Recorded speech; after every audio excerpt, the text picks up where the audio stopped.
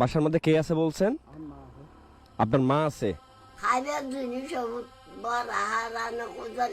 Just একটুখানি copy করেছি, আমি জানি না এই ভিডিওটাতে আমাকে কপিরাইট দেওয়া হবে কিনা আমি জানি না। কপিরাইট দিয়ে যদি আমার চ্যানেলটা যদি বাদও হয়ে যায়, তাতেও সত্যি কথা আল্লাহর কসম দিয়ে বলে আমার কোনো কষ্ট নেই আমার ভিতরে, কারণ এই জিনিসটা দিয়ে আমাকে একটা ভিডিও বানাইতেই হবে, এটা আমার হচ্ছে ইচ্ছা।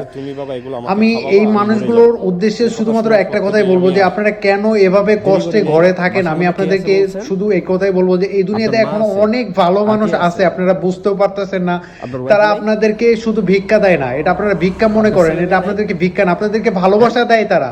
এই মানুষগুলোকে বলবো আপনারা আত্মসম্মানের চিন্তা করে দয়া করে আপনারা ঘরের ভিতরে এভাবে কুড়ে কুড়ে আপনারা থাকবেন না। এই মানুষটাকে এই ভিডিওটা দেখার পরে সত্যি কথা আমার হৃদয়ে একটা কাম্পন তৈরি হয়ে গেছে যে তারা কিভাবে এত কষ্টে আসলে তারা রয়েছে। আসলে তারা যদি মানুষের কাছে যদি হাত পাতে, আরে ভাই এক এলাকায় কি 2-4-10 জন ভালো মানুষ নাই? অবশ্যই আছে, এরকম অনেক মানুষ আছে। আপনারা দয়া করে আত্মসম্মানটা শুধু খালি বড় চোখে দেখেন না, আপনারা মানুষের কাছে হাত পাততে হবে না। আপনারা যদি মানুষের কাছে যেহেতু একটু হেল্প চান, তারাই আপনার বুঝে আপনাকে হেল্প করবে। দয়া করে আপনারা এভাবে কষ্টে থাকবেন না, সবাই বেরিয়ে আসুন। এই দুনিয়াতে এখন অনেক অনেক ভালো মানুষ আছে আপনাদেরকে হেল্প করার জন্য।